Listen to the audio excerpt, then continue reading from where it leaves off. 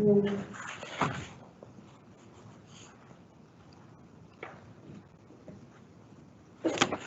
afternoon. Welcome to the May 4th, 2021 Lone Tree City Council meeting. May the 4th be with you. I couldn't help myself.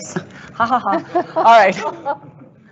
You may notice that things look a little bit different this meeting. We again continue to adjust our practices to comply with the most recent state public health order 20-38, which eliminates social distancing requirements and capacity limitations in most venues to include this meeting. For the time being, we are still conducting a hybrid meeting to accommodate those who would prefer to participate remotely. Also, in accordance with Executive Order D 2021-095, which was revised May 2nd, 2021, we will be conducting this meeting without face coverings, as we have verified that at least 80% of the participants have been fully vaccinated. The vaccination benefits continue. Please go get vaccinated. Anyone is welcome to wear a face mask, however, if they choose to do so. There is no public comment during our study session since we do not vote. These presentations are for information and discussion only. But stay tuned at our 7 p.m. meeting. Rest assured there will be public comment. Also, I want to update everyone about our schedule for our future City Council meetings. Starting on May 18th, 2021, which will be our next City Council meeting, we will return to our home, the Lone Tree Civic Center, and we want to thank the awesome staff at the Lone Tree Arts Center for their great work in allowing these meetings to continue during the COVID pandemic. They have been amazing to work with. So we are very blessed and fortunate to have them, but we will be returning to 8527 Lone Tree Parkway, where we will return again also to our pre-COVID meeting procedures. We will continue to follow all applicable state public health orders for the safety of everyone in attendance, and we will be recording all public hearing and land use applications for anyone not in attendance. Public comment will be in person or ahead of time in writing starting May 18th. So we have a busy agenda. I want to note for the record that our Mayor Pro Tem was called away to a work emergency. She's actually managing that in a conference room down the hall. She will be joining us as soon as possible. The rest of council is here in attendance. So let's get going with an update on our brick wall engineering study with our partners, Park Meadows Metropolitan District, where our Director of Public Works and Mobility, Justin Schmitz, is going to introduce this project, and Taylor Goertz with IMEG, who's representing Park Meadows Metro District. Good evening. Afternoon. Good afternoon, Mayor and members of City Council. And as you mentioned, I'm going to get us started on the presentation. The project we're going to be talking about is a partnership between the City of Lone Tree and the Park Meadows Metropolitan District. And Taylor Goertz is going to present on really all this project, some of the overview and timing of the actual project. I'm going to start with a little bit of overview, really related to city history on this. Taylor's obviously very familiar with that whole process, but we wanted not to really have the city talk about the beginning of this process. So next slide. So again, a general background. In 2001, so the city initiated a program to install brick walls to replace deteriorating wood fences in parts of the city. This program included the city paying for the construction of the walls and owning and maintaining them once they're installed. There's a lot of questions in the community about who owns and installs these, and just want to clarify, right, that is the process, and they are owned and maintained by the City of Lone Tree. As part of this construction, an easement was created with the city and signed by each respective property owner at the time for the property adjacent. So we have an ability to access the wall for maintenance needs on either side of that wall. Next slide. So if you look at this map, this just showed the original phasing. So as you can see, this was built over several years, starting in 2003 through 2006. So there were 5 phases of the initial construction, and each of these phases installed these walls over a period of several years. They were all done with a similar design. They were all done with a similar brick, the same brick to be exact, and the same process. And again, it was a 5-phase approach. As we start talking about the rest of this project, it's important to think about these phases only because that's how we're going to start to analyze the walls. It makes for an easy break point, right, when we're going to look at them. There's been a lot of confusion as well. We've showed this map other times and people think that is the future plan. No, this is how they were built originally, and we want to make sure we clarified that with the dates so everyone can have a clear understanding when they were put in. Next slide. Again, we referred to easements. So this is a generic copy of what you would see. There's a large file of these that has every single property that has the fence adjacent to it. And these easements were all signed by the city and also by the property owners. Again, this allows us to complete this study and do any kind of work. We need to look at the inside of the fence, right? It's pretty easy to see the outside of the fences from the right of way, but we do need to be able to see certain things, and we'll talk about that a little bit as we move forward. But this easement allows the city as well as our consultants to access that. Next slide. So we move forward 10 years from 2001 to 2011, and really between 2011 and 2013, there was a lot of concerns about some of the issues we were seeing with these brick walls and the condition of them, some of the residents' concerns. So the city did initiate a litigation and received a monetary settlement from an engineer, the contractor, and the manufacturer of the walls as a result of the brick spalling occurring at several locations. That's what you see out there today, where the bricks are spalling, they're either falling off or moving or some other aesthetic concerns. Not necessarily structural. They haven't looked at, they're structurally sound in most cases, but certainly aesthetically, you're starting to see a deterioration, even back in 2011 and 13. Over the last several years, the city's continued to evaluate the maintenance needs on a case-by-case basis. So we have continued to get a call in Public Works every so often, about 10 a year roughly, where someone will call us with a concern. We go look at it. Typically, they're aesthetic in nature.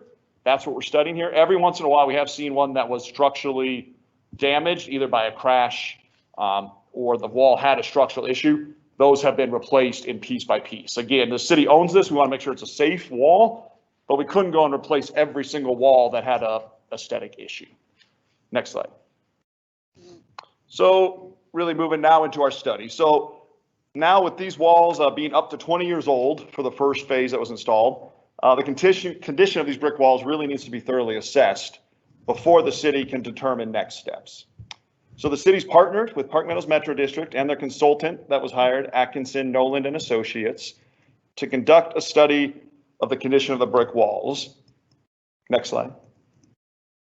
So this is an amazing partnership, and I just want to highlight really the Park Meadows Metro District and their consultant will be responsible to fund and manage the project. So as I transfer this over to Taylor, he'll talk about the project, what we're going to be accomplishing.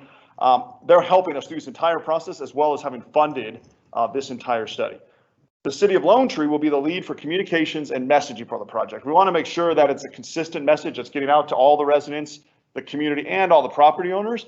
And we want to make sure it is a city's wall. So we wanted to help and be really responsible for the communication side of that. And we've been having a lot of meetings between the teams to make sure that's consistent. Next slide. Finally, on my end, in regards to communication, the city's created an email address, real creative, but brickwalls@cityoflonetree.com for residents to send questions or concerns. This has been communicated in several formats. We'll talk a little bit about that in a minute. Taylor will highlight this, but that is out in the community, and anyone who has a question can send that in. The consultant team, the city team, and district staff will all be able to access that email and that information and respond in a timely manner. It depends what the request is, right? We may get requests that are even outside of the wall. When someone sees a City of Lone Tree email, they might send us something else.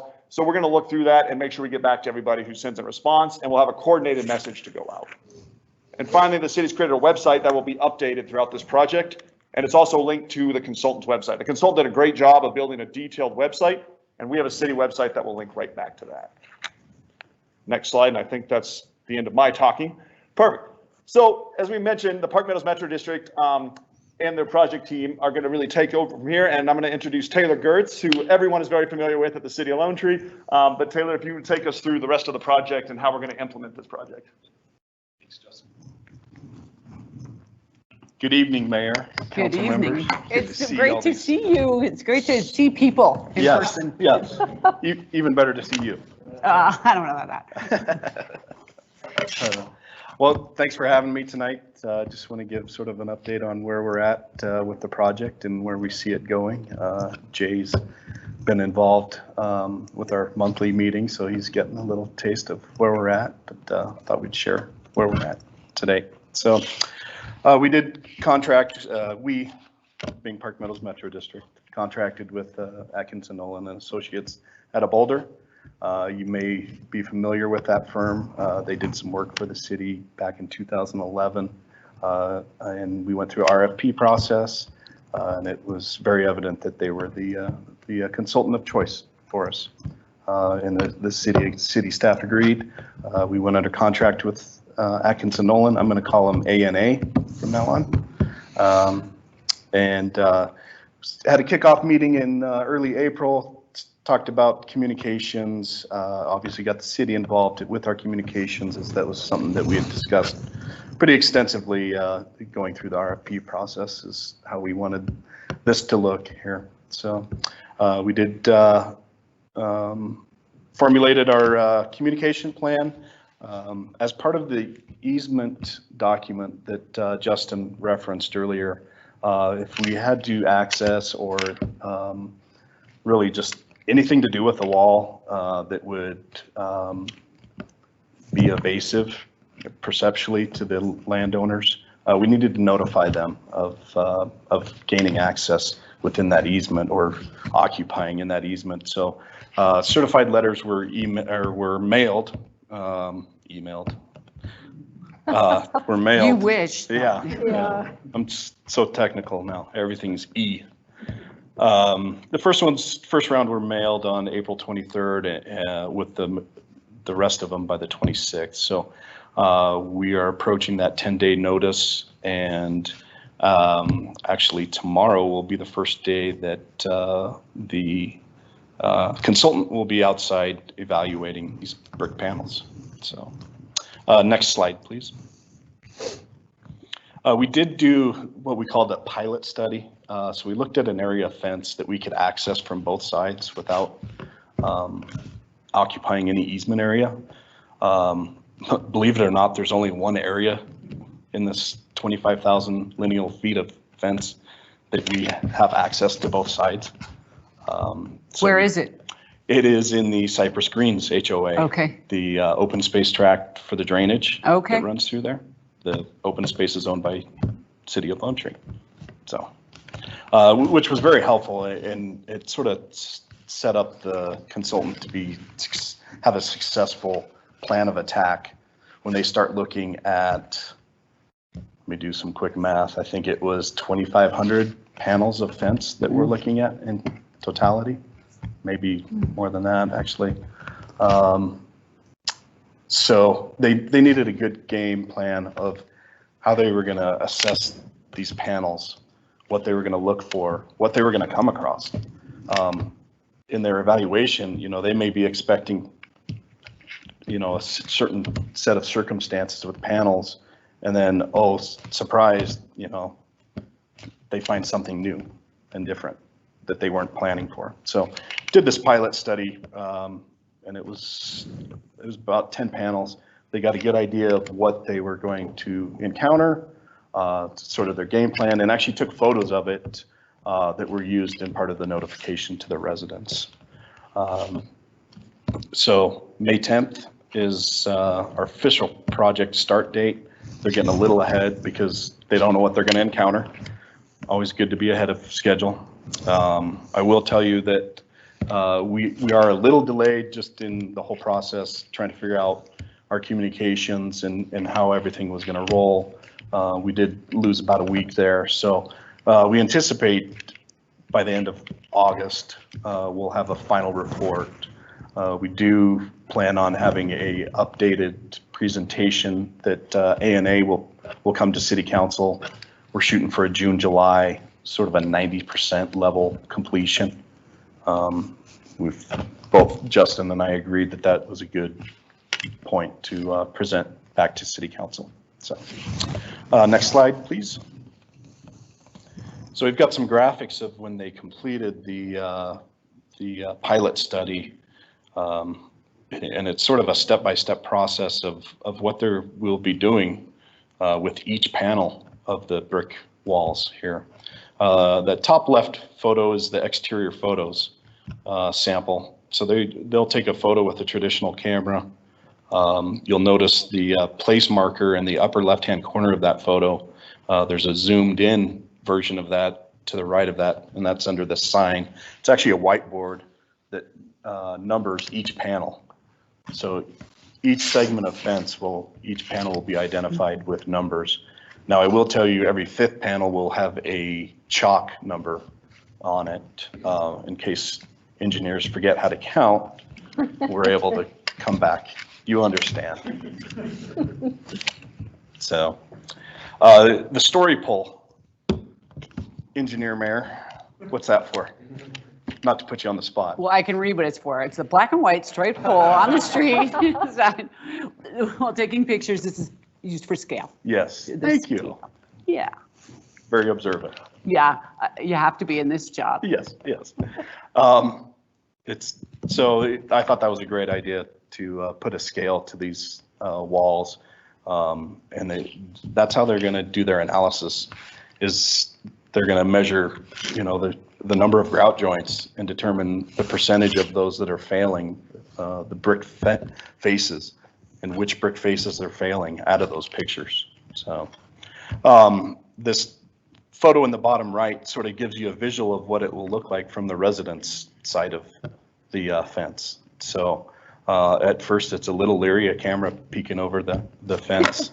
But we have, and I'll talk about this a little bit later here, the city has notified residents 3 days in advance, at least 3 days in advance, with door hangers when these cameras will be peeking over.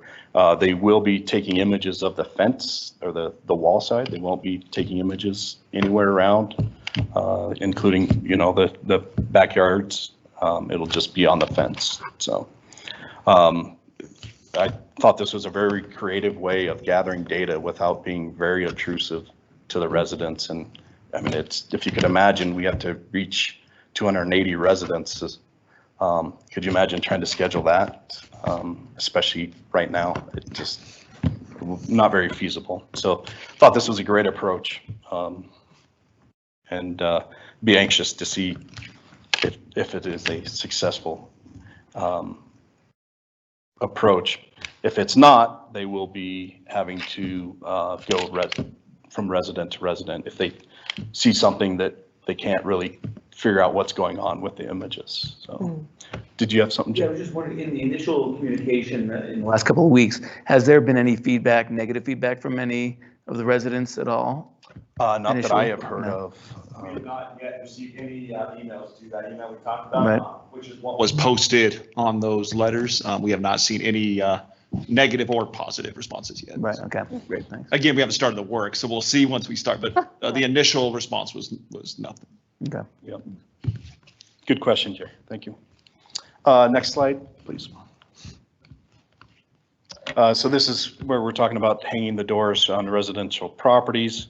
We're shooting for like 3 days in advance. Then right now, the consultant's not real sure how long it's going to take on a per panel basis and what they run into. And, it's some of these sections, they're 2 miles away from a facility. So, they want to stay hydrated, but Yeah. manage that properly as well. So there's a lot of factors, and weather's always a factor. So they're not really sure what their pace will be.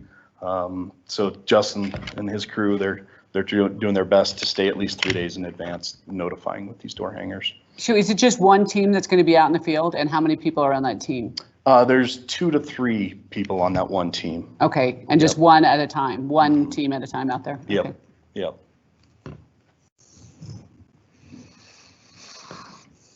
And what we're going to do during this process is update sort of where that crew is, both on the city website and the consultant's website. So when people are referred to that website, they can have a pretty good idea, and we'll try and keep that updated as best we can. Next slide. So what do we do once we collect all this data and these photos? The consultant's going to go through these and grade each panel and decide, is there structural concerns with this panel? Is it an aesthetic issue? And weigh those various characteristics of each panel. And like I noted before, they will be conducting additional review as needed on the outside of those, or on the inside for the residents. Next slide, please. And here we talk about the next updates. We're anticipating June, July Obviously, with our monthly Park Meadows Metro District Board meetings, we'll be providing updates on those, and invite you to come visit us virtually for now. And then the final document will be for review and approval in August of 2021. Next slide. Oh, that's it. You doing that one too? Yeah, sure. So you want your water pressure right now? Yeah. So let's see if council has questions. Any other questions? Jay, anything else? No, not at this point, but yeah, thanks for the partnership. All right, Wynn, you good? No, I'm good. Thanks. Okay, Mike, since you've got one of these. Justin had mentioned phases in terms of the original construction. Is that some have any relevancy to how you're doing the inspection? Yeah, it certainly does. You know, the age of the fence of these brick walls is definitely a factor in the condition. You know, if we went down to Lone Tree Filing 1 and looked at that fence, and then we went up to Carriage Club and looked at that fence, you'd see a dramatic difference. Lone Tree Filing 1 was constructed in 2004, the brick wall was, and Carriage Club was probably 2008. Probably about right. All right. Just for the, with all the, Nah, it was well before 2008. I was on council in 2008, wasn't Okay. I? In dog years, but anyway, regardless. they're all- Seven was the last walls. Okay, so yeah. Ours were the last. but I know, Taylor, but was all the I- construction done by the same I would've put it into contractor it if I was on with the council. same specifications? Yep, same It didn't brick happen while I was on material. council. Yep, Ah. and yeah, I guess it was a 3-year construction timeframe No, I know. between the what you're 5 saying. phases. Thank But you. yeah, there is a considerable difference, and I think we'll see that in the results of the data collection. So I think a key, from our residents' perspective, a key to success is obviously going to be coordination and collaboration between the city and Park Meadows Metro District and their consultants. So I want to say thank you very much for coming and presenting to us. And I think we fully support your efforts and want to make sure that it is as seamless as it can be, do anything and everything we can do to make sure our residents are informed about what's going to happen. Because there's somebody that does not go in their front door, that is not going to see that door hanger, that goes in and out their garage, and there's going to be a cost. So I think we as a city have an obligation to do as much as we can with our social media and any other means to, and even I think maybe even the message board, Seth, put something out so we can get the word out for folks that they understand that what's happening with this creepy arm going right into their yard, because and Commander, just get ready for the phone calls. Make sure that the team at our police department know what's happening, and dispatch knows what's happening, because Someone's spying in my yard. exactly, because there will be Oh, calls. that's been scheduled. Well, what I know for sure is that there Yeah, will be there calls will be. about this. Yeah. So as long as we're all on the same page, that's the most important thing. I love the idea of the website. So thanks for being here. We look forward to the updates. We look forward to the conclusion of this project and really getting this issue with our brick fences resolved. Absolutely. Thank you. Thank you. Thanks, Taylor. All right. Next up, we've got an update from the Southgate Water and Sanitation District, and Jeff Hallwell is going to introduce that. And Dave Irish is here with us to talk about what is happening with Southgate. Yeah, thank you, Mayor and Council. We're very pleased to have in person Dave Irish from the Southgate Water and Sanitation Districts to do a brief overview of the district, as well as some future planning that they're looking at in the years ahead. So Dave, please join us up here, and thank you. Thank you, Jeff. Thank you, Mayor, City Council. Seth, good to see you, as always, and Jeff, thank you very much.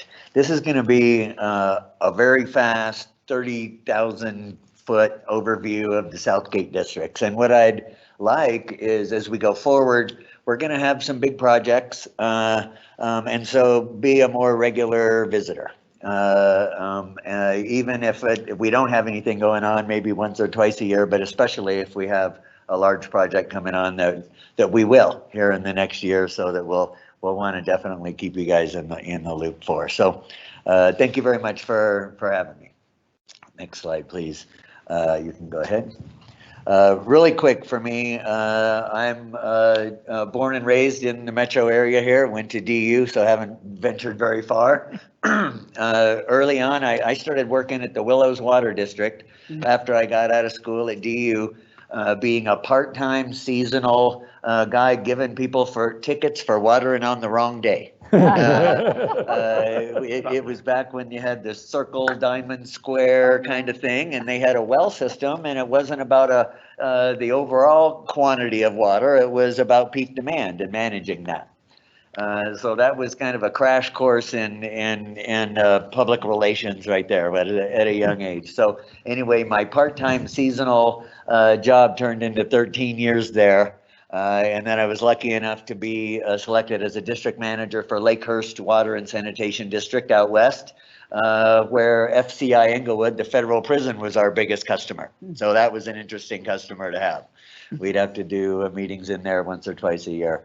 Then I was lucky enough to be general manager of Bancroft Clover Water and Sanitation up in Lakewood, and I was the manager there when we took the defunct Villa Italia Mall and turned it into Belmar.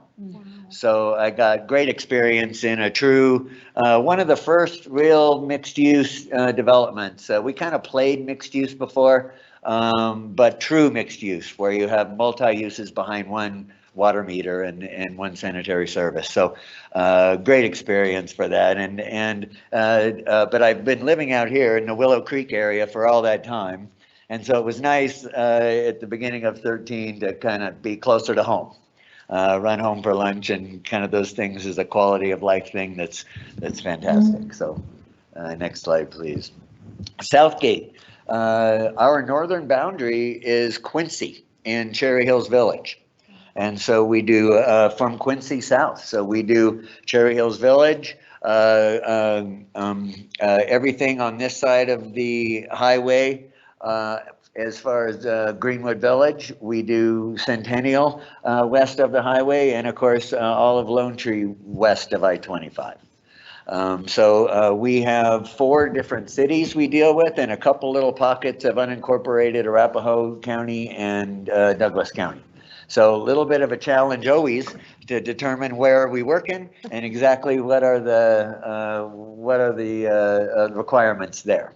I was talking really quickly with Justin earlier. I wish that Centennial and Greenwood Village would take some of Lone Tree's approach to tenant finish and those kind of things, because we're always in the loop when projects in Lone Tree, because you make them seek us out and get approval.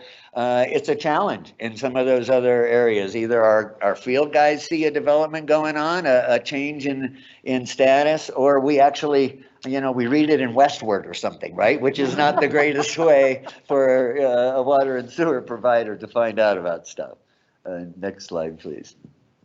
Really quickly, Title 32 Colorado special districts, right? We're the same status of district as South Suburban Park, as South Metro Fire, same kind of things. We have the ability to collect property tax, create fees, those kind of activities.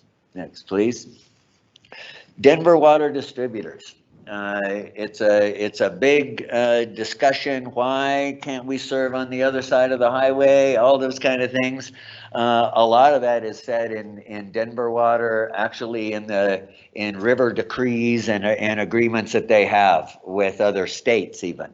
The combined service area, which is what Denver calls it, is pretty much a hard line. They can do some special deals to sell water outside of that combined service area, but it's going to be messy, and it gets into some huge issues with other states and the Colorado River Compact and things like that. So there are 65 Denver Water Distributors, different kinds. There's a master meter distributor, which buys water wholesale from Denver Water, has to rebill, has to collect money themselves, et cetera, like Willow's Water. There's total service districts like the city of Littleton, where you'd never really know that there's a contract behind there. Denver Water does everything. They read, they bill, they do maintenance, they do replacement, total service. Read and bill is what Southgate is, and that is the cheapest or the lowest cost service that you can provide customers. For instance, the master meter rate is almost double what your first tier is as customers here. And that's what Willows would buy it for, and then they're going to have to mark that up. So you're in a good spot with that kind of thing. Of course, we have extra fees on top of that. pretty reasonable, however. We also, it's a consecutive system concept for water quality, which we had to sell to the Department of Health. So what that means is Denver Water provides the water quality sampling in the holistic service area. It doesn't make sense for all 65 of us to be doing water quality sampling and all the expense that would go on to that. So Denver Water handles that, and we were able to get an agreement with the Department of Health to allow that. Next, please.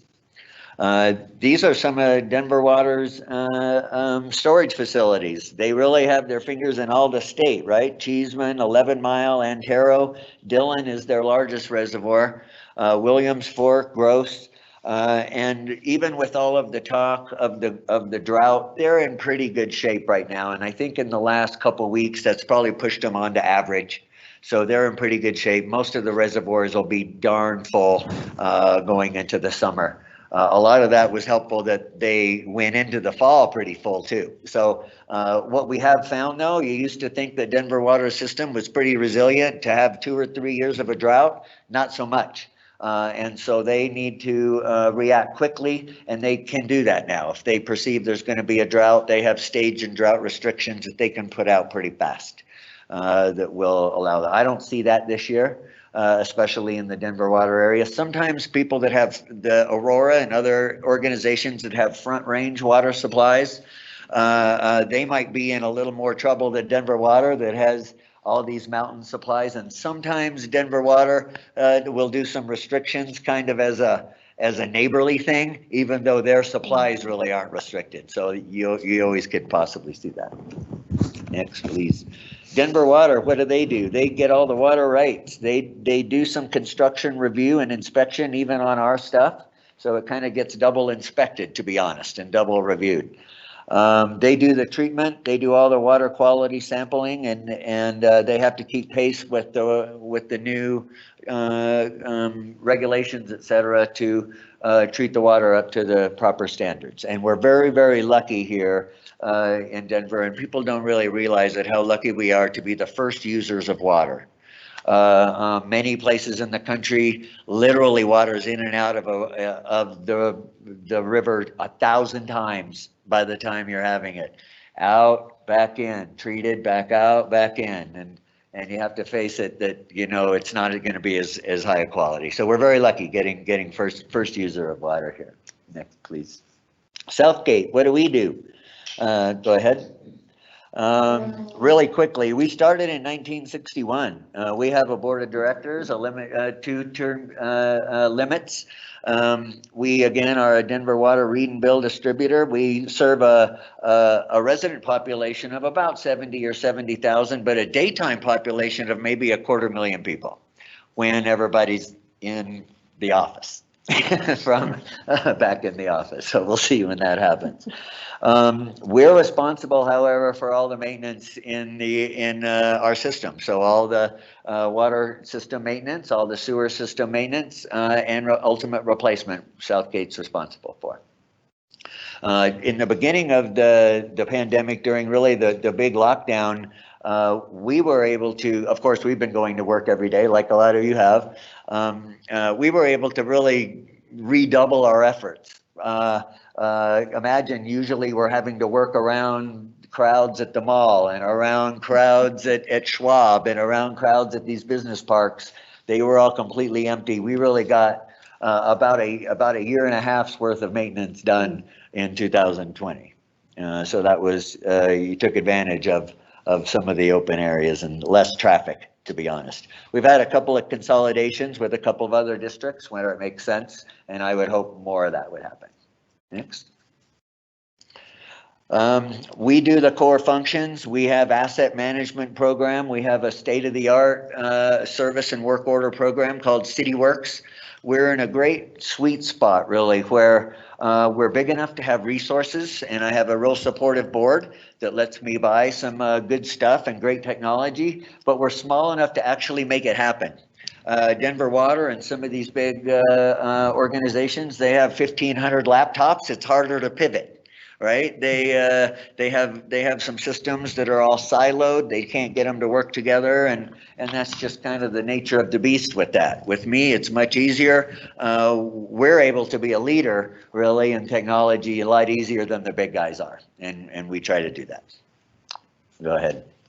Master planning, engineering. We've had a lot of large projects lately. We did a progressive design build with a guaranteed maximum price and shared savings contract for a tunnel rehabilitation, a sewer tunnel that starts right at our office and it goes 1.5 miles west under University. It's 100 feet deep. And it was a hugely important project for us. And it was about $15.9 million of a project. And the guaranteed maximum price was about 15.9. They did it for about 14.6. And we shared the savings, 70% for us, 30% for the contractor. Huge win-win for everybody. It was fantastic. Where do we get our money? On the sanitation district, I have 1/2 mil is my property tax. And water district, I have no property tax. We have a small water fees that you'll see on your Denver water bill, $7.98 for a house per month. And since I don't get any property tax, that's all the water district revenue I get. Sanitation, you get it yearly. It's $3.15 a month though, plus it's the 1/2 mil. So we run very lean in that way. Great technology, and I'll zip along here, but we track the vehicles now. We try to do efficient routing for the vehicles too, so we're not sending them all over the place. We do have individuals out working by themselves, and it's a safety thing too, right? A lot of times the guys thought, oh, you're just spying on me. Well, not exactly. We want to make sure you're safe too. Where is that guy? Where is Steve? You look at, well, he's up at the tank above Cabela's, and we better go make sure he's okay. Next. Funding infrastructure replacement. We don't have any debt. We have a master plan that was done in 2016, highlighting 20 years of priority projects. We do about between 15 and 20,000 feet a year of just routine water line replacement. So water line mostly that's been put in the early 60s. And so we're still on our kind of early infancy of doing that, but we're being very proactive. We're not going to wait until all that line all of a sudden has to be replaced at once. So we're replacing about 1% or 1 to 2% of our system a year. Go ahead. Future growth, right? Everybody's seen that. We're in Lone Tree, we're pretty good shape because again, it was master planned. And so you had the idea of what was going in. We sized lines properly. Some of the lines over in Centennial area, we're shoehorning stuff in areas where you never expected that to happen. However, what everyone can feel confident about is we've analyzed what our growth-related expansion is going to need to be.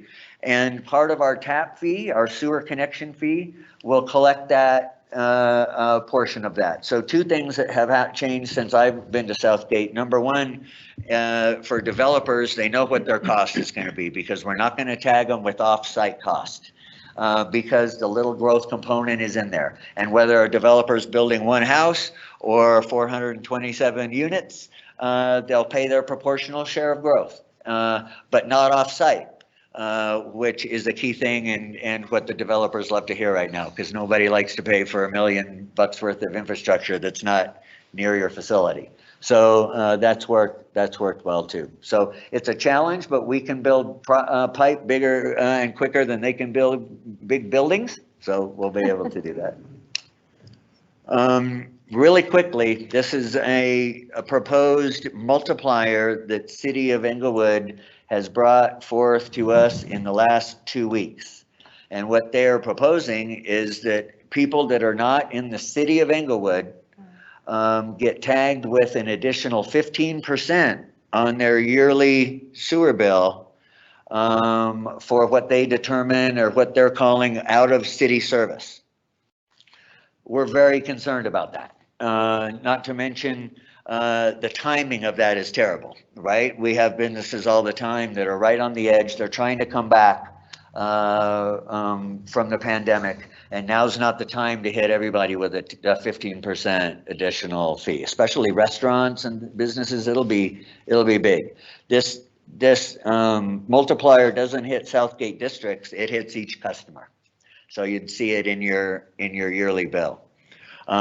We've hired a consultant to analyze that and hopefully slow them down and give them reasons why they shouldn't do that. We're checking about through our contract with them. It looks like they probably do have the right to do that. But the validity and calculations, and there's two sides of that treatment plant, the Renew plant. There's the Englewood side and there's the Littleton side. Well, Littleton has no plan on doing a multiplier. And so really we would be looking at spending an additional 15% for exactly the same service as the people on the Littleton side were beginning. So we have concerns about that, and I would encourage, if you have any contacts at City of Englewood, or even just a quick call saying what's about that, we don't think the timing's right, give me more information, more feedback that they could get is better. I'll know a little bit more tomorrow, and I'll give more information to Justin and Seth, because we're having a big Zoom meeting tomorrow, and I'll know a little more tomorrow. But I wanted to make that point before I'm done, because it's very timely, because they had anticipated trying to put that in pretty quickly without a lot of feedback, I think. And David, could you just clarify for us the basis? So it sounds like there isn't a basis. Was there an analysis done that spoke to the need for this increase? And is that document available for review?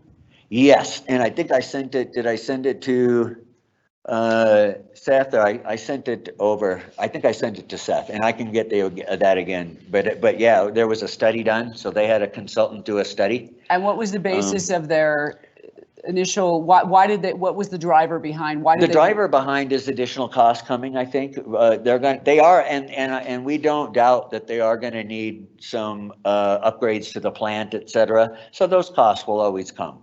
I think our beef is how they want to allocate those costs. Right. I think if they would allocate them across the board to everyone, it would be more fair. Also, there's an issue with, we're looking at that plant to be more of a regional plant, not a City of Englewood plant. It was originally built with federal money, that plant was. We've all paid into it. Everybody's developer, every builder who has bought a tap fee in Southgate, you buy a tap from Southgate, you buy a tap from City of Englewood. So we've all paid in, and I think to now carve us out as being out of city, we're still looking at that, but we need to be concerned about that. And just to clarify, they are not looking at imposing that multiplier on the Littleton side? That's right. And who are the decision makers here? Is it the city council for Englewood? So it's the city council? Yes. Okay, and they are the decision makers for the Littleton side as well? No, okay. And that's the difference. Littleton City Council manages that side, and they have no plans to put in a multiplier. Do they have the same need for investment? Yes.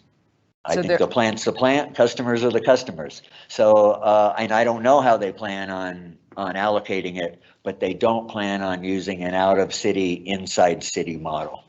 Okay. At this point. And what was the process for notification that this study was going to be undertaken? Really not. Actually, we caught it as a presentation to their city council only about a month ago. By watching their meeting on Zoom, we caught a presentation that they recommended a multiplier for out of city, and that's the first time we had heard about it. Okay. And so at that point, I got some information and I sent it really to all the cities. So I sent it to the city managers of Lone Tree and Centennial and Greenville Village and Cherry Hills. Okay, so the transparency of the process itself is somewhat questionable. Yes. Okay. And so this is why it's good timing, and I was kind of pleased that Jeff brought this up, because it was kind of a multi-purpose visit then. Yeah. Because it is important, and really what we want them to do, if nothing else, is just to postpone that so that we can all provide the proper input. And due do the- diligence. And that's right, and do the proper studying. So we're Okay. doing that right now. Dave, you made reference to capital plans for the next few years. What's Yes. out there? The biggest one that will affect you guys is we have a water line that goes from an old water pumping facility that we've changed to a sewer facility that's right by the enclave, right here on Yosemite. That used to be a water pumping facility way back. And we have a water line that goes all the way in Yosemite from there to Dry Creek that needs to be replaced. It's about a $9 million project. A lot of it along Yosemite right here is under the median. So we're going to take the advantage of moving it out from under the median, right? And there won't be any removing the old one, right? We'll just lay a new line, not under the median, which will be better for all of us in the future in case anything goes bad. But it's a line that's been in since the 60s, 62, I think. We've had a couple of big leaks on that line north of County Line Road in Centennial, significant leaks, because in certain areas that line is really deep. And if you have a leak on an 18 or 20 inch line, 15 or 17 feet deep, it's a problem. It'll ruin the road side to side plus concrete. So Dave, you're going to Yes. move it from the median to the roadway though. Yeah, yeah. So that's going to be a pretty messy project. Well, it will be messy, for sure. Yeah. So Yeah. when are you anticipating that project? Next year, about probably after the holidays, et cetera, next year. I think we'll be bidding in the fall. But of course, the project schedule wouldn't be until after the first of the year. Okay, so obviously we're going to want to stay in close communication, and I know you've got Yes. great partnership with our staff, and we'll make sure we Yes, continue and I know that. that we use Burns and McDonald for that project, and I know they've been working with Justin. Yeah, already, so. but much as, the Yes. fences and our Lincoln Avenue project with our residents and, It's anything gonna that happens be in big. Yosemite. Yeah, because they'll be pushing closed lanes and things like that. Oh, And yeah. so what I would like to do is when we get a little bit closer and the complete alignment's hammered out, I'd like to come again and bring representatives from Burns and Mac, and they can show you a detailed project. The good thing is we don't have to do it by the mall. That was redone back in the day. So really between the mall and 470's already been done. So this project will start really at 470 and go south. Dave, one other question. Yes. Technology in the future, anything coming down the road in terms of different ways of water treating? You know what? Denver Water is always really kind of on the cutting edge of that. I think the one thing that they did recently is they changed the pH of their water. A lot of you may know that. And that was to mitigate some of their issues that they had with lead in lead service lines. We were lucky. We did a analysis, and we're just after the whole era of lead. So we don't have any lead services in the district, but we still had a little bit of, we have the change in water quality, and that will help anything leaching really out of the pipe, whether that would be steel or line or PVC or anything. So that's a good thing. As far as changing the technology, probably not hugely. Yeah. I think that's all that I had. There you go. Look at us already asking our questions. So I know Mike and I already asked them, but I want to make sure there are nothing. When you have any other thoughts, questions? I just wanted to comment, a couple years ago, between like Christmas and New Year's, I found that I had a leak outside my house, and it required someone from Southgate to turn off the valve at the street. Yes. On a holiday week, in the middle of the night, the plumbing company who was doing the work said, "They're really coming out at midnight?" And I said, "Oh yeah." And they were like, "Okay." And the guy did. So it was really amazing and very customer focused. I was going out of town, so the time was important. So thank you for that. I appreciate that. It's- We are, and I think that's one difference that we can bring to the table that is different than if we would just absorb into Denver water. You know, people say, well, why are you guys even there? Just absorb into Denver water. Well, I can tell you what, you're probably not going to get service like Right. that. And our reserves, look at Denver water. They have pipe in the ground that's 100 years old, right? To think that the money is going to be spent here is not right? They'll take that money and they'll start replacing stuff on Spear. And it'll take a long time before they would come out here and start replacing infrastructure. So that's one thing that is good for all of our customers, and you make sure that your money stays here and it's used in your neighborhood. Jay? Yeah, no questions. Very interesting. Thanks, Dave. So I have another, I do have one more question. You know me, Seth. So I thought I saw on a slide, but I just want to verify that the Southgate receives a portion of the specific ownership tax for vehicles? We do, a tiny little chunk. It comes with the property tax, so we do. No, I'm just curious about it's from vehicles. I can't get vehicle tax to pay for roads, but we can get it to pay for, I was like, wait a minute, what? Yeah, we get, All but right, I think our whole income from that is like maybe, it's under $100,000, I think. A year. Yeah, that's fine. I just was like, oh, that's interesting. It is interesting, yeah. To me, but anyway, all right, that I do want to clarify that. And thank you for your presentation, and thank you for coming tonight. Thank you for the good work in our community. So very much appreciated. But I want to turn it to our city manager. Sure, I was just going to add, to Wynn as a very good personal example on a much bigger example. One of the leaks that Mr. Irish was talking about happened in Yosemite prior to his leadership, and the water pressure dropped at IKEA to the point where there's fire sprinklers wouldn't work anymore, so they had to close IKEA right after it just opened, and we came close to having to shut down the mall on a Saturday.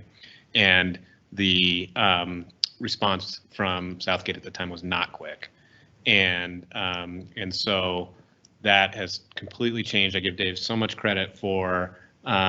He's really an economic development partner for us as well, in that when we do have a large project, including Charles Schwab, including Kiewit, including some of these others that have happened along Park Meadows Drive, it's just been a day and night turnaround that we know that we involved them early, and they are problem solvers and really are there to help us get the deal done instead of sort of questioning whether it's really a good deal or not, right? Which is what we had before. So I just want to say thanks, David. Yeah, we look at it as really a partnership, right? We're here to help you guys do what you do. So.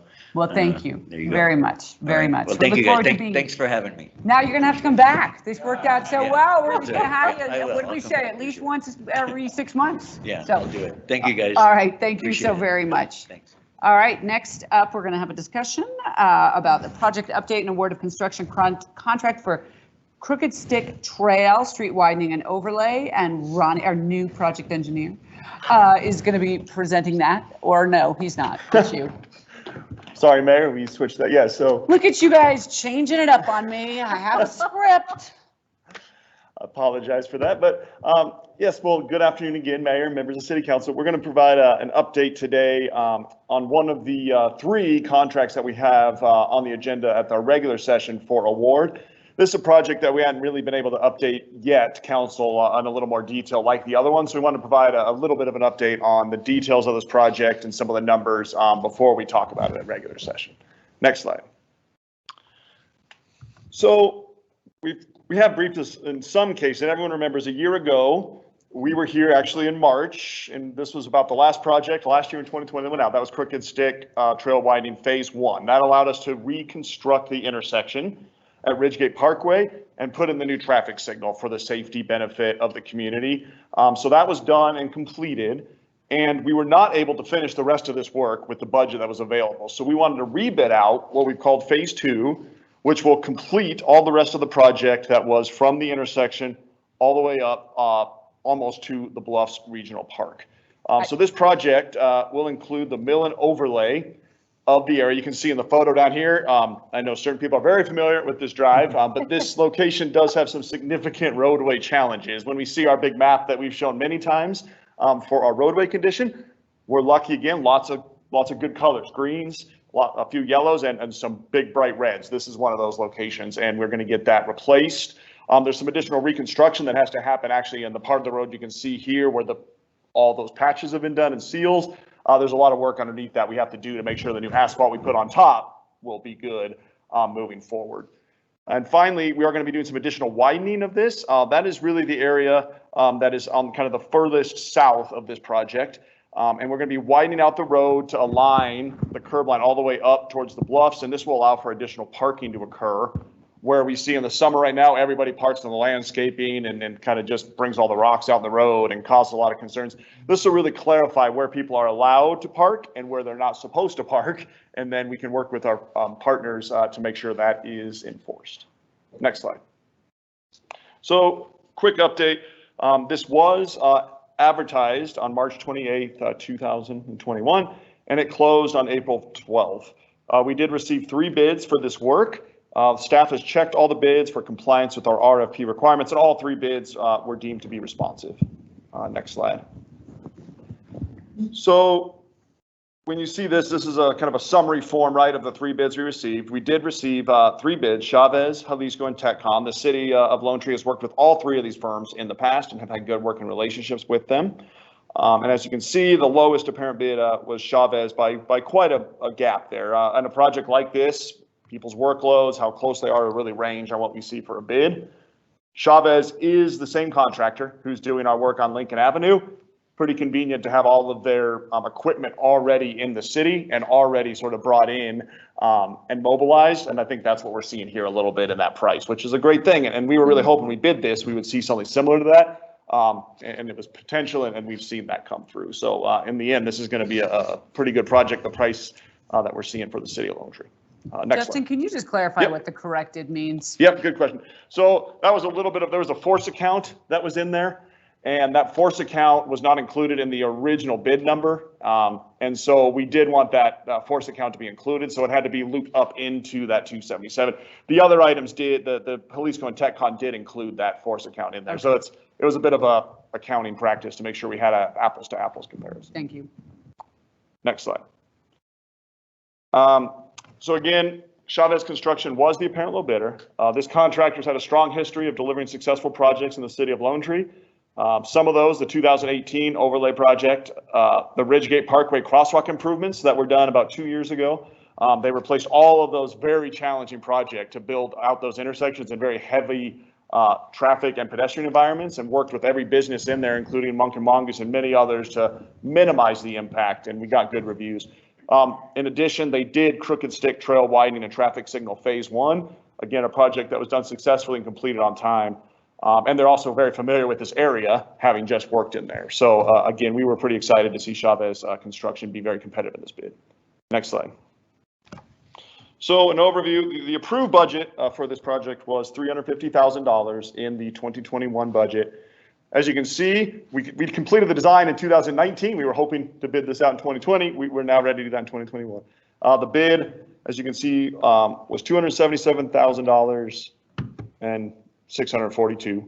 And we do have a testing line on here. That's $5,000. That's what we always need, right, to do some of the material testing and some of those other requirements to make sure that we're meeting those strengths, for a total budget of $282,642. That does leave us a pretty healthy contingency in there. Again, we might, when you start digging in the road, every once in a while you find something. We have a force account, right, to kind of look at some of that, but if anything else came, we'd have a little contingency to cover that. Next slide.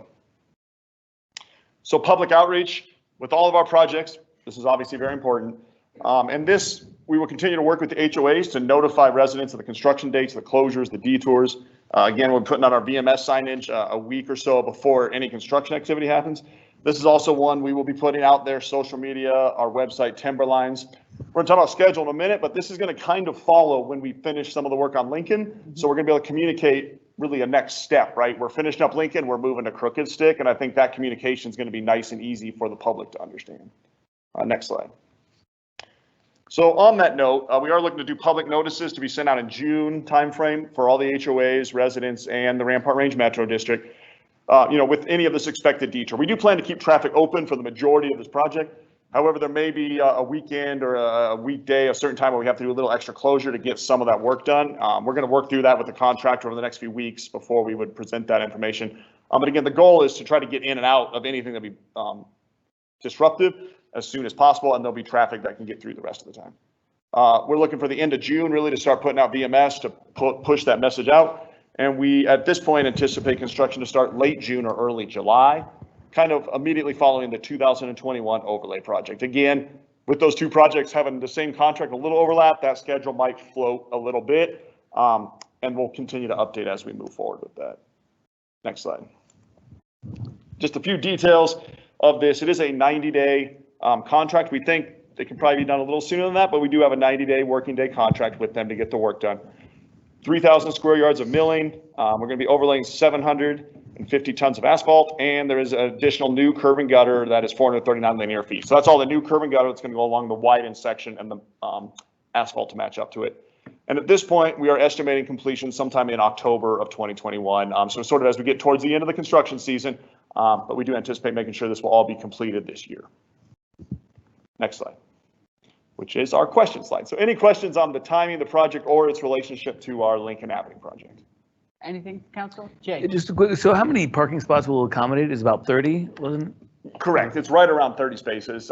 And, you know, today we probably have 40 cars trying to squeeze in there, right. Honestly, maybe 50 sometimes. So the goal is to make 30 very accessible spots. And then we'll be working to kind of clarify the rest of the area between the parking lot and where we're doing this project.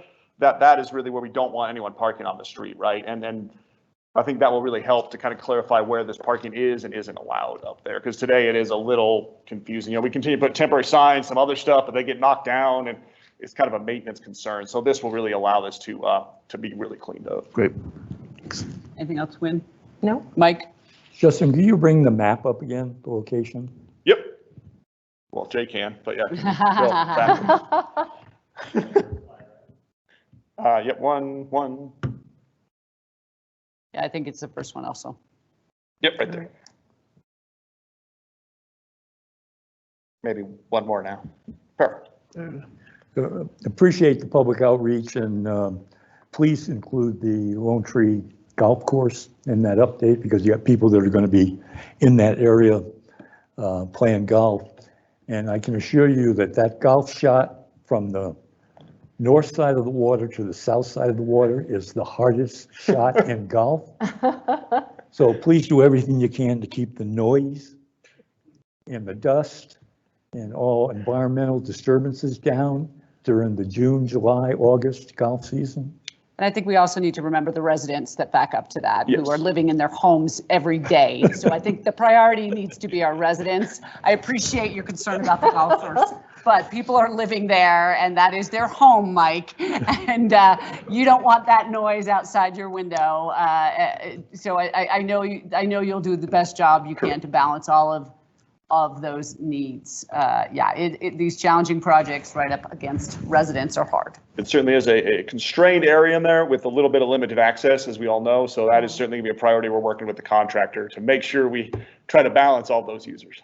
Yeah, the other comment that I made to Justin and I mentioned to Seth as well is that we really didn't, and I think about bikes and biking. And so one of the, as we restripe, and I don't think there's, Justin, you were going to check, is there room to do a bike lane there or It not? appears there's not room to do 2 bike lanes in full. So we are going to look at some creative options though to find some ways to make it feel and look like this is more of a shared environment that it is, right? We have all kinds of users in there, and trying to make the street look and feel that way is something the team's going to start looking at. Perfect. Thank you. That was it for me. Okay. All right. Even though you weren't who you were supposed to be, you did a great job. Thank you, ma'am. All right.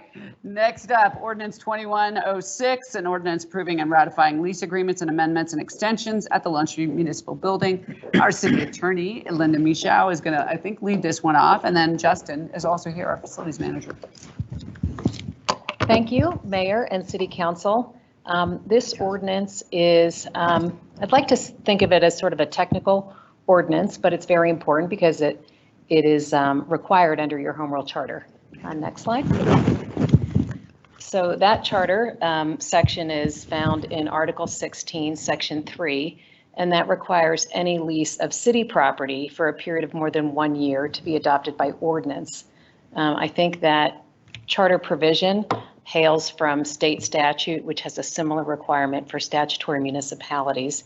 So I'm sure your framers of the Home Rule Charter at the time thought it was important to keep that, retain that requirement. So here we are, we have multiple city leases in your municipal building of various lengths of time, most of which do exceed 1 year in length, which is very typical of commercial leasing practices. These leases are routinely amended, extended, and assigned, in addition to entering into new leases once they finally terminate. Next slide, please. So Ordinance 2106 does three things. It approves and ratifies existing leases for suites 140, 175, 230, 240, and suite 270, which is now subdivided into smaller executive suites. This ordinance would also authorize lease extensions and amendments to those leases that could be approved by the city manager. And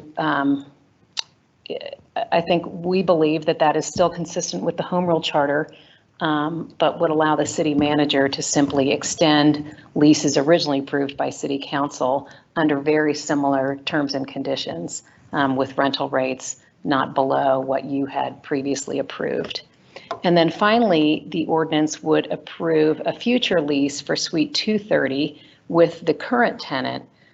This is kind of a unique situation because the current tenant has a 6-month lease, and I think Justin will explain this in further detail, but is interested in extending for a full 5-year term. So we're asking in this ordinance to allow the city manager to approve that new lease, which is essentially an extension of the 6-month lease. And then finally, to authorize the city manager to approve a new lease for a 500 square foot space that's been subdivided from Suite 270. And that lease would be on similar terms to what you've approved for the other leases, which is a lease rate of not less than $20 per square foot.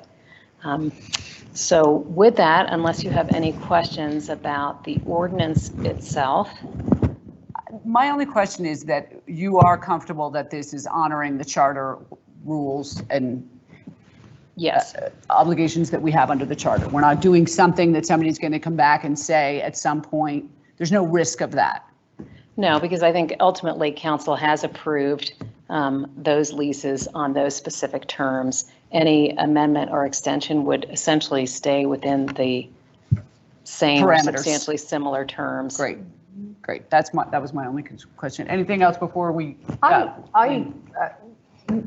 That $20 a square foot seemed low, and certainly whatever we would sign would be competitive. But why did we pick that number? It just seemed like, honestly, council member Wynn, I cannot answer that question. That was in a previous ordinance from 2018. Okay. I know it's a safe number. I think the lowest rental rate we have is probably 23 or something. Okay. So with 143, there was one that was a pretty high cost per square foot. So. Yeah. So I think it was probably just a safety number. Yeah. It's a conservative, right? Okay. Jay, anything else? Yeah, no. Mike, anything else? Makes sense. Okay. Okay. All right. Thank you. Justin, do you want to take it over?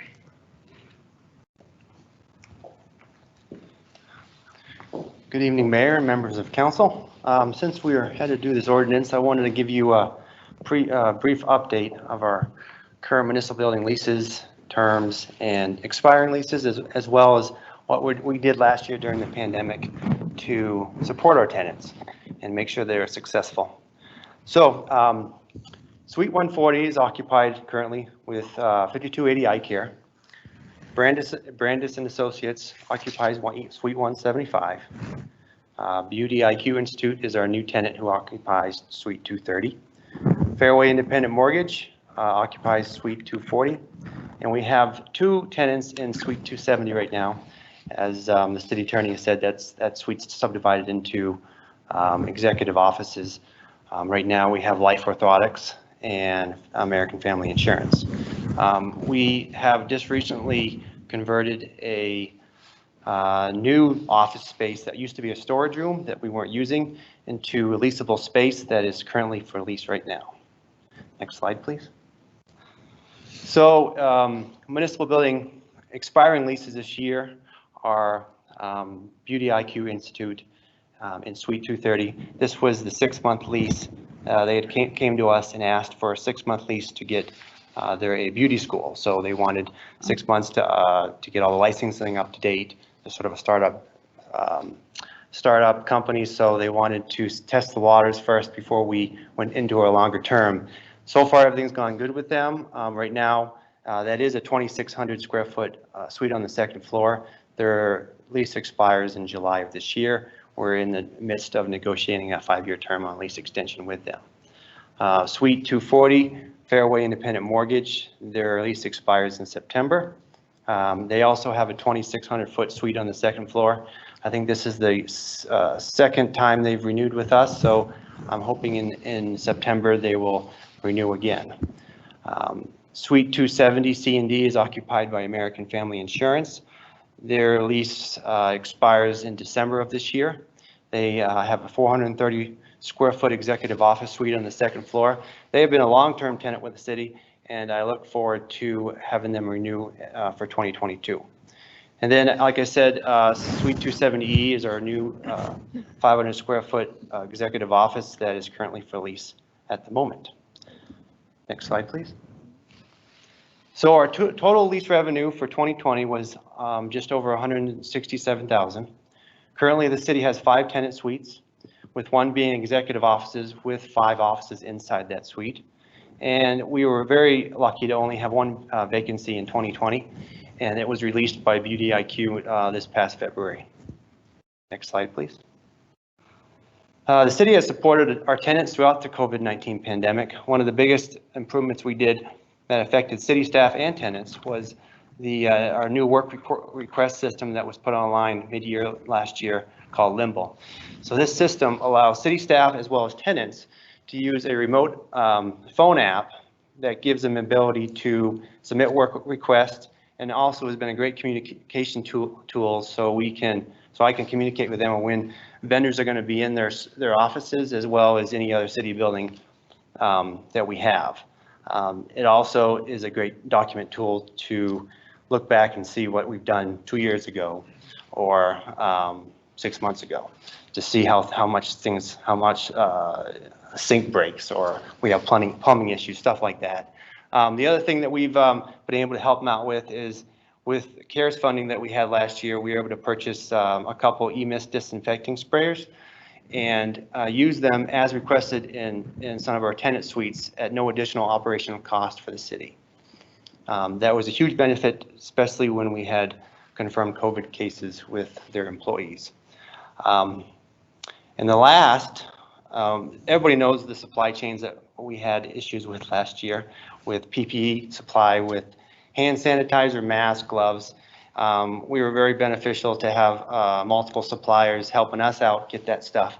And we were able to pass that information on to our tenants so they could make sure that their staff and businesses can keep running as they were able. So next slide, please. That being said, thank you for taking the time to listen to me. And also, if you have any questions. Any questions? Yeah, I do, and it might be directed towards Seth too. So as we're negotiating these leases, and believe me, I love the rental income for sure. But do we anticipate the city itself needing a bigger footprint than we currently have? And is that being factored into negotiating leases 3-5 years out? Yeah, so thanks for asking that. On a little bit to what Justin was saying, because that is something that we're pretty strategic about as far as when we do look at a renewal. There's certain spaces that are right adjacent to like the PD and now to downstairs close to where IT and Public Works abut. And those are kind of the low hanging fruit as far as when we do, if we did need to expand, those would be the obvious places to expand to. There's suites, you know, so where like the Juniper room is, where you have to walk out of the building and then back in. Expansion into those is going to be more expensive someday. I think it's possible that someday we would, you know, maybe enclose or connect into that, but we're a ways off from that. So, but yeah, we do an analysis every time one of these comes up, and we look at to see whether it is in the short-term interest in the city that we may need to expand. And we did that with when Public Works a few years ago, when those folks, that department was brought in-house. That in that case, we were able to move a tenant to a space that was actually a win for them because it was a little cheaper space. The first floor is a little more expensive on a rental rate usually, and so they didn't need any kind of public access really, and so that was a win.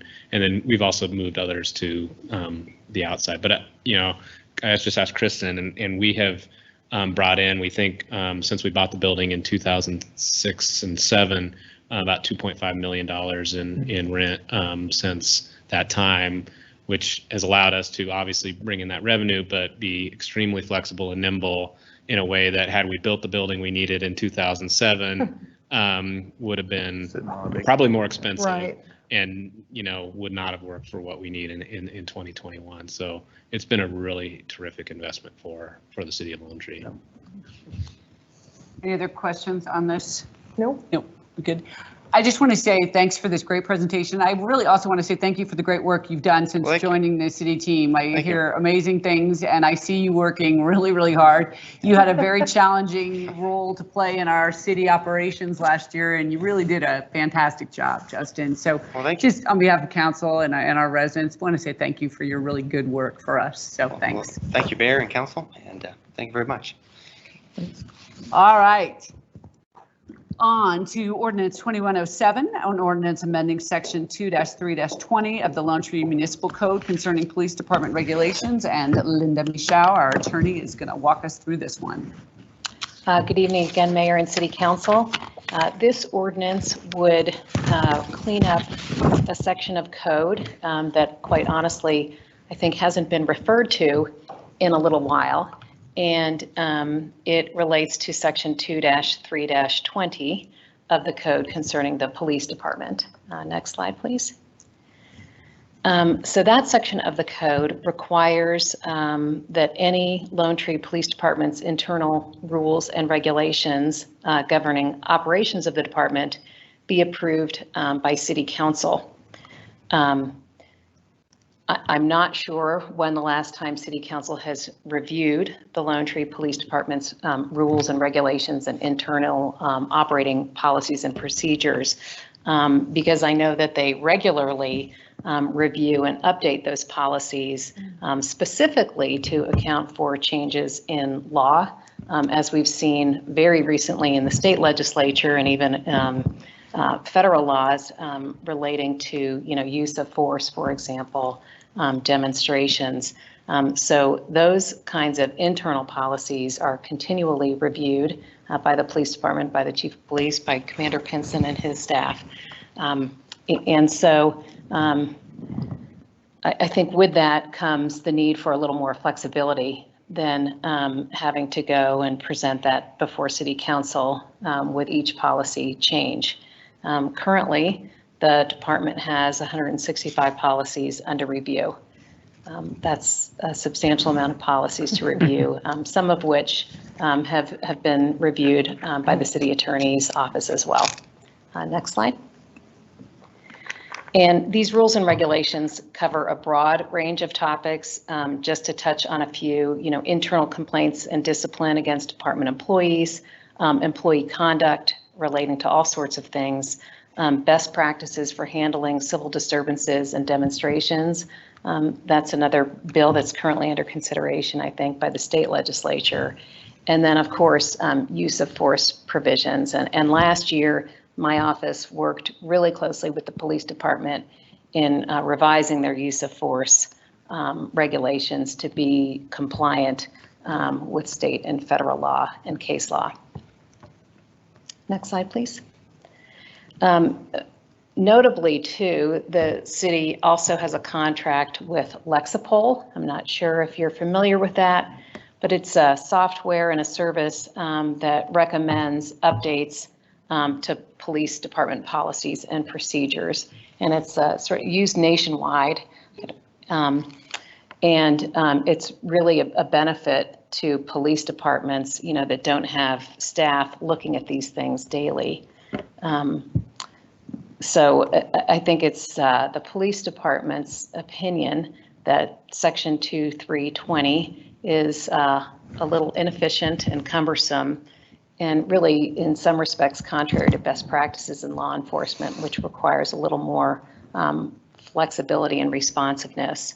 The chief of police, actually consistent with another section of your code, 2-3-30, should be responsible for affecting changes in the police department's rules and regulations, consistent with the laws and state and federal laws and guidance from Lexipol. And I think that other reference in section 2-3-30 that I just mentioned states that the police chief shall direct the operations of the police department. And I think that's consistent with all of the city manager's department directors, that to some extent they have control and authorization to adopt policies and procedures affecting their staffs. So with that, next slide, please. Ordinance 2107 would amend that section of the code to provide that the police department shall be operated and managed in accordance with such departmental rules and regulations as may from time to time be adopted by the chief of police. Next slide. And I'm happy to answer any questions. So I don't have a question on this. I guess I just want to, as I read this, it's logical, it makes sense, but I felt a concern, and I want to share it with council and have some dialogue with council and hear your questions and concerns as well. So I feel like at a time where the public is demanding more accountability by their elected officials over law enforcement or greater, it seems like we're abdicating that. And I know that's not the intention, but that's what the words say. And so I am looking for, I don't think it's appropriate that council sit and review 1,100 or 165, but there are things that I do feel like a city council needs to be engaged and aware of, not directing them, but engaged and aware of. And most critically is kind of use of force. We should have an understanding, and when, in light of everything that happened last summer, I, as mayor, along with other mayors, got a lot of questions from citizens and from partners in the community about what are your rules, and there were eight things that seemed to really be the most concerning. And I feel like council doesn't need to weigh in on everything, and maybe it's just those 8 things, but there needs to be some, I think the public has an expectation that there's accountability, that council has some accountability in at least those 8 things. So when you look. Yeah, I think you were headed down the same path as I was, that it looks like we are kind of giving away our accountability, and we aren't. I mean, we certainly, maybe there's a way to also say that, with periodic updates to city council or something that would still bring us back. We are ultimately accountable, right. And it looks like we are giving away or abdicating our responsibility to say, okay, the chief will just decide that. Yeah. And I guess I'm not sure. I wonder, did this come from when we contracted out the policing before we brought the force in-house? I can't speak to. No. Right, we wouldn't have had dictate. Yeah. We could have told the sheriff what to do. Yeah. So this was a decision by the originating council in 2006 when it was to have that accountability to council. So again, I don't want to just give it away. And I guess I'm looking for a little more, I don't have the answer either.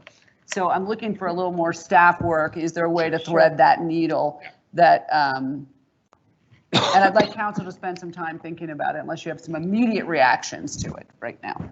I mean, my immediate reaction was I don't want to micromanage them by any means, but I also want some layer of oversight, and whether that be council related or staff or city manager, I don't know, but some little more definition around it, I think would be helpful.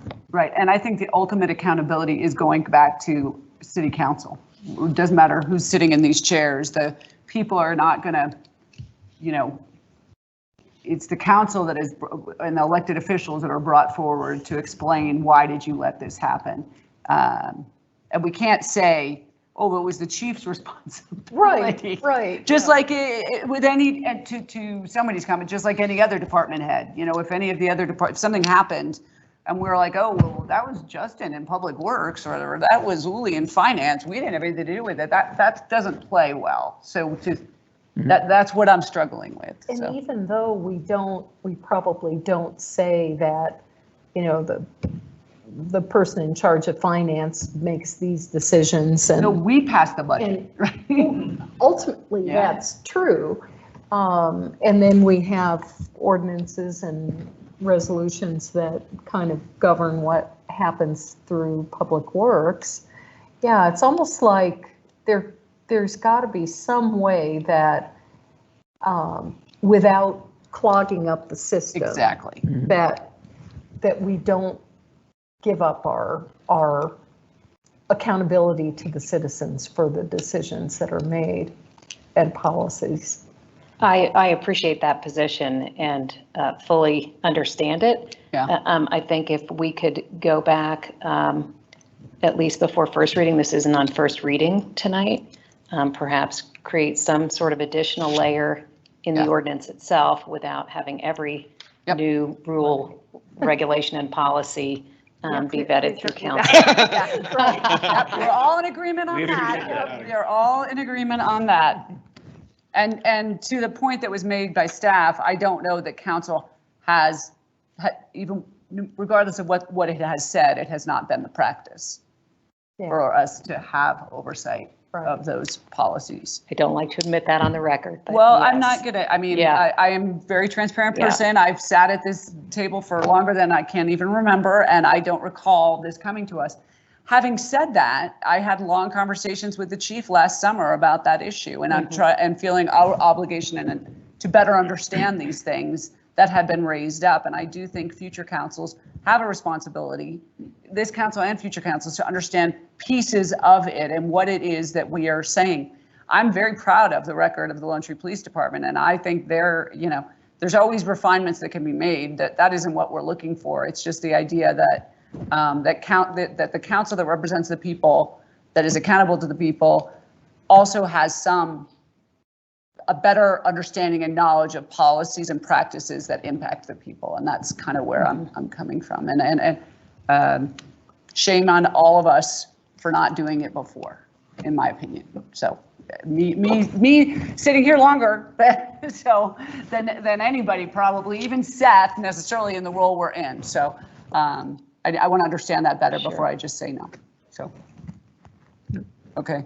All right. So we look forward to learning more. How about that? Great. All right. Thank you. And thank you and Linda, also thank you for raising this up, right? And as you have gone through and reviewed what our practices have been, you've continued to add value, and this is just one other way you have. So thank you very much for your work.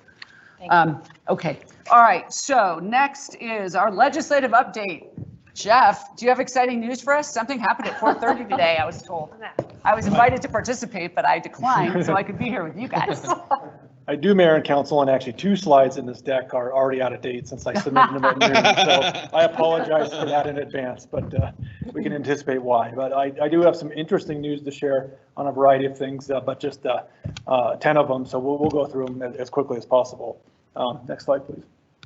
The first is some new amendments that have been placed on a bill we've presented to you earlier. It's the continuation of alcohol beverage takeout and delivery. That is moving quickly through the legislature without much controversy. I think people really appreciated that last year when it was allowed for COVID reasons. But the second bullet you see on there was an amendment to it, which creates what's called the Communal Outdoor Dining Area Program, which is a variation of common consumption areas that you worked on this spring. But it creates a new policy by which the state and the local liquor licensing authority can approve existing liquor license holders to do communal dining that is within 1,000 feet of their property, which I think in most cases would solve for some of the things we were thinking about with the common consumption license. With much less Yes. administrative burden. Yes, exactly. For us as well as the liquor license Right. holders. Right. And I still think there's a place for CCAs, especially maybe in the city center someday with festival streets. So it's to have it on our books is a good thing. But I think this will actually make lives around here and for our vendors a lot easier. And it's now in the Senate to be heard through them. I don't expect controversy here, but we'll watch it. But the bill is that's an interesting amendment that came on, and we'll keep you updated on how it happens. Code app. Oh, Jay, did you have any other feedback from your world around that? No, it's always great to have more tools in our toolbox to help our liquor license holders. So I'm curious to see how this plays out. So next slide, please. Another bill I brought up last time, Metropolitan District oversight is still a potential issue to arise. We are aware that a draft bill has been written at about 47 pages in length, meaning it has a significant amount of content, regulation, and probably concern for our special district allies or our metropolitan district allies. It is not, there's no predicted date for introduction, but it is out there. We still understand there's only one House sponsor, not a Senate sponsor, but we'll be watching this very closely. Next slide, please. I have new information as of now, the collective bargaining legislation that was intended to be introduced this session. We learned late this afternoon from CML that they are not planning to introduce it. So this bill will not be introduced or heard during this legislative session. So we can maybe pay attention in future years, but we want to be talking about it in 2021. Next slide, please. No major new information about the Senate Bill 62, except that there's been a lot of discussion around amendments and ways to get people from off of opposition positions to neutral or things like that, and we think that's very much slowing it down. There's still no scheduling for the Appropriations Committee in the Senate, and with 1 month left, maybe that's the way it'll go. It's hard to say, but it's stalled, and who knows how long it'll be stalled, or if that's stalled indefinitely. Next slide. This is just kind of a new one of interest to share with you that it would impact the municipal court. It did pass out of a state affairs committee, which is typically the kill committee, so it's worth watching now. It's a donation to a nonprofit for traffic violations, allowing for individuals to donate to a nonprofit instead of a fine for certain traffic violations up to $500. It is now in a House Finance Committee. It has a ways to go, but it made it out of kill committee, so that's an interesting sign. Next slide, please. What problem are they trying to solve there? We'll have to come up with some good nonprofits to come up with. Tax deductible fine. Whatever. House Bill 1250, nothing new necessarily on this legislation. It did pass. This is the step 2 of Senate Bill 217 from last summer. It did pass out of the first committee hearing and is scheduled to be heard in the Appropriations Committee this Friday. Appropriations simply makes sure that it's budgeted for the state impact of that bill. The real next debate would happen in the full House, and then of course it'd have to finish the House process and go over to the Senate. But it is scheduled for an Appropriations hearing Friday, so we'll watch the calendar to see what's next after that happens. Next slide, please. This bill is one that we've seen versions of this in the past. House Bill 1280, pretrial detention reform. It concerns the defendant's rights and their ability to secure release from jail through the bonding process within 48 hours of being detained. And of course, of all courts in Colorado, it would impact our own municipal court. It was assigned to the Judiciary Committee, and its first hearing is tomorrow. So we'll be watching that. It's gained some media attention now. This is again also not the first time we've seen a version of this. It's getting a little bit more attention this year, and we'll keep you updated. Next slide, please. Some good news, though not a lot of attention's been paid to this, Mayor, you know all about it. The House Bill 1186, the Regional Transportation District operation, has now finished all of its processes through the House and the Senate, and a couple of things have to happen before it is heading to the governor. So this will have some hopefully good impact for us in our relationship and working with partnerships with RTD. Next slide, please. The Senate Bill 238, creating the Front Range Passenger Rail District, did pass out of its first committee hearing, and with a lot of fun media attention. But the more relevant thing to add to this is the Statewide Passenger Rail Commission also made a decision on their suggestion on their preferred route for the Front Range Rail, and that would be following existing rail lines, from basically, in our neighborhood at Castle Rock, moving up the Santa Fe corridor where existing rail exists, through the Santa Fe corridor, and then finding its way into the Boulder County area under the same rail line. So it's also an attempt, one, to use existing rail lines, which may actually be harder than building new lines, and I think they've learned from the past. But second, to complete the Northwest RTD connection that's long been promised or hoped for in this. So that there's been a recommendation we made. Of course, it's not binding, but I'm sure this bill will get passed. But what happens next, or whether there's actual funding for it, will be seen. There's also a concern with this. Well, a concern with this one about its ability to create a taxing district. And if it does create that taxing district, then does that limit the ability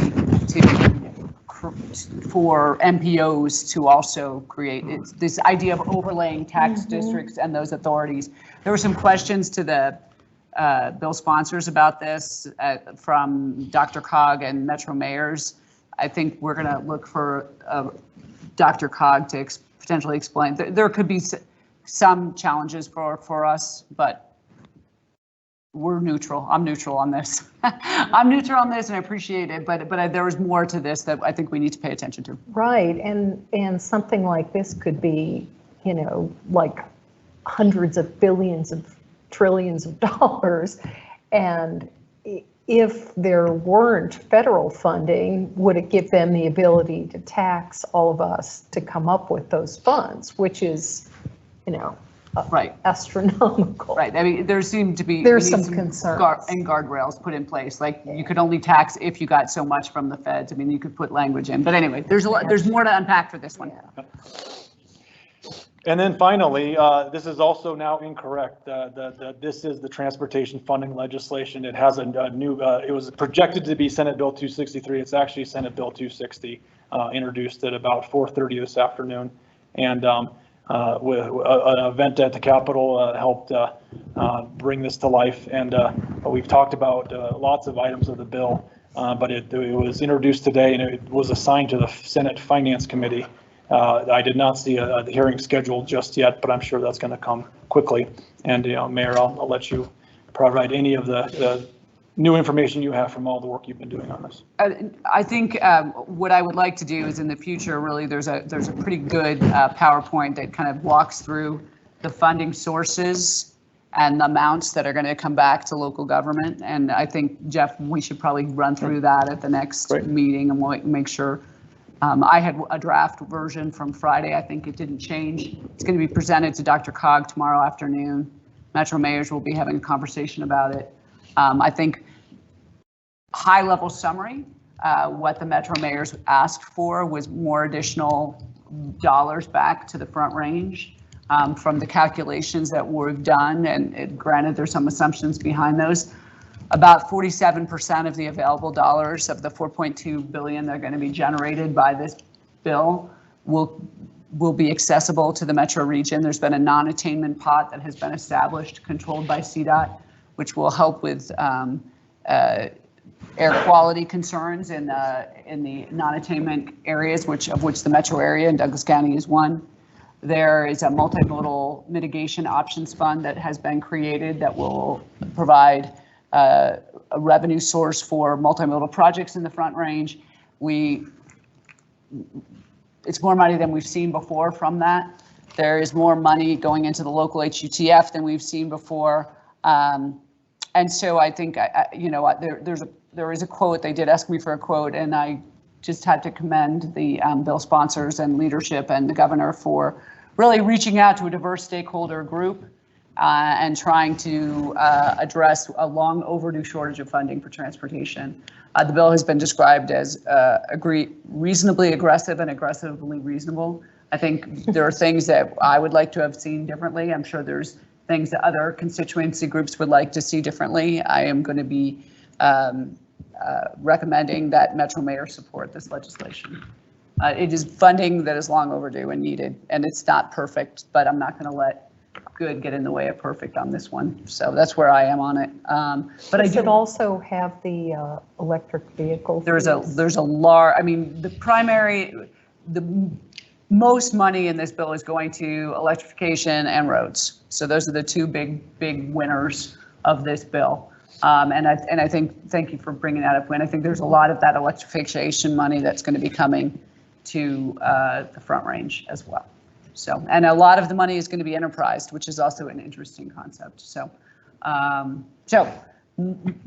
more to come on this. I'll be interested to see how there is a broad base of stakeholder groups that are supporting it. So I think it's got a decent chance of anything else that we've seen.